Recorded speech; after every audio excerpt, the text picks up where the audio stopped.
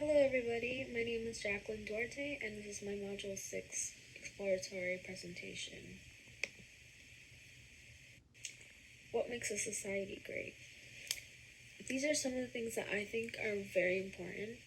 Of course, there's a lot more that come into play depending on the area and the time. For example, having a stable food and water supply is very important because without that, we would not be alive. Medicinal resources is another important factor into having a great society, meaning medicine, things to help prevent infections, like soap could even be one of them. Another good and important factor in having a great society is having a good system of government.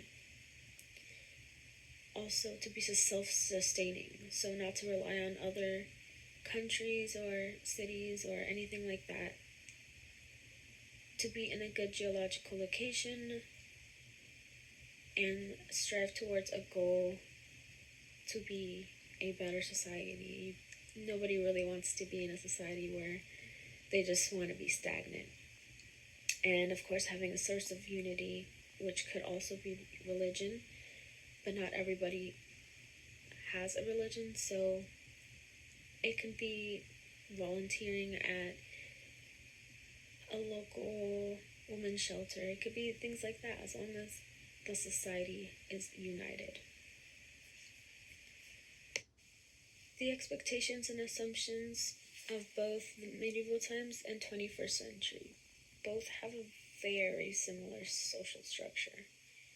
For example, in the medieval times, kings were at the top, nobles were second, knights were third, and then the peasants were fourth. Think of it kind of like a pyramid, and that's almost like ours in the sense of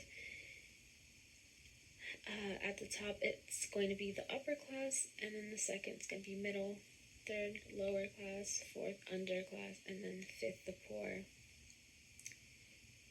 Although upper class and kings don't have the same power, upper class do have a power to an extent. If you're very well known and very rich, you have a really big advantage in the 21st century. Another comparison of expectation and assumptions of medieval times versus the 21st century has got to be how women were treated and seen during these times. In medieval times, women were basically expected to run the house. Men would leave during the day or for however long and do what they had to do, and women were required to stay. They would clean, they would cook, and they would take care of their children, and they would essentially protect the house while the men were away, or even when the men were there. And during the 21st century, it's definitely completely different. Women are not expected to run the house. We are able to pick and choose what we want to do with our life. It's encouraged in some cultures to be a housewife, but it's not exactly the normal anymore. We have more rights and freedom to choose any occupation in which we desire, and in our century, women are a lot more equal than before. In this slide, there are two pictures. On the picture on the left, there are women who are protesting for their right to vote. During a certain time, and the whole entire time until the women's suffrage movement, we could not vote, and we really didn't have any power in who could be our president, essentially. And the picture on the right shows a woman cleaning. Of course, there's nothing wrong with cleaning or cooking or being a housewife, but this was the normal. This was what was expected, and this was what women were only allowed to do. The most they could do was be actors, or I think it was blacksmiths, so they could also be. But that was just about it. And I just really think of how much we have advanced in this sense, which is amazing. Another comparison is going to be jobs. They're completely different if we really think about it. Similar in only one sense. In medieval times, a lot relied on agriculture, like farming, animals, and things like that.